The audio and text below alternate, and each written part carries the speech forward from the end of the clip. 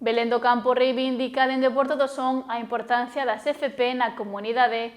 O IES onense conta cun grau medio en guía no medio natural e de tempo libre, con 14 módulos profesionais e que agora solicita o grau superior ante a gran solicitude de matrículas.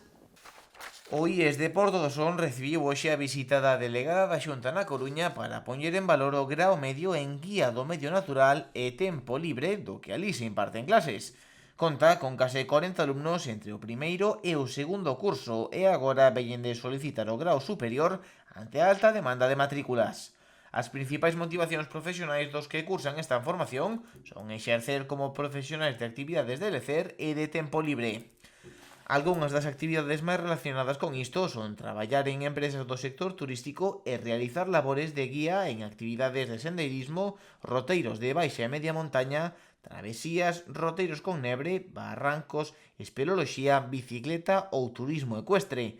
Tamén poden exercer como socorristas en diferentes ámbitos. É unha especialización moi importante hoxe en día, sobre todo cando temos constancia de que a formación profesional está acadando a nivel de inserción profesional, en datos estamos a falar de 85% de poder acadar un traballo, e se xa falamos de formación dual estamos a falar xa de un 100%. Polo tanto, creo que esta é unha especialización que hoxe máis que nunca, además, importante en Galicia, cando se están poñendo en valor o turismo, pero tamén o turismo de natureza. Se abren moitas saídas, sobre todo con todo o que eles están ensinando, porque polo que vemos dentro da súa programación, para facer rutas, para facer sendeiros, para facer incluso en algunhas zonas de espeleoloxía, para tamén enseñarles como hai que facer en caso de socorrismo, é dicir, entendo que é unha especialización moi completa. O centro rosonense funciona dende xaneiro deste ano sen o seu pabillón, o derrubarse as paredes exteriores durante o temporal. Unha mostra para a súa directora do bo funcionamento do ciclo.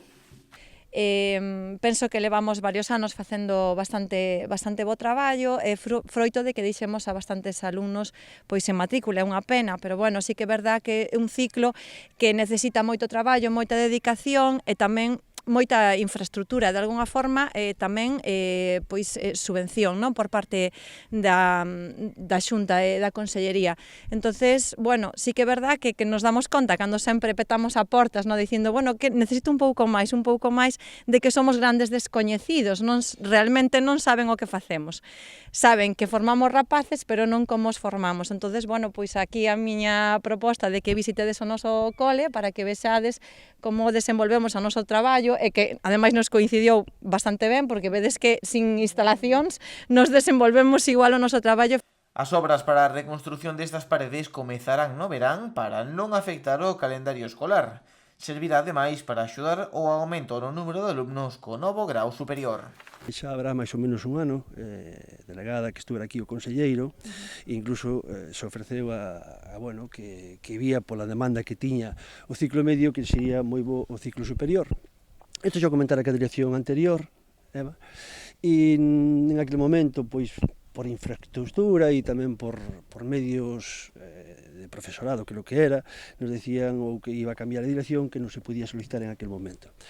Ora acabo de levar unha alegría, porque me dixo a directora que xa solicitastes. E iso para o Concello de Porto do Son é moi bo, non só como IES, sino todo o que se move, toda a economía que se poda mover aquí no Concello de Porto do Son. En alquiler de vivienda, na restauración, en todo en general.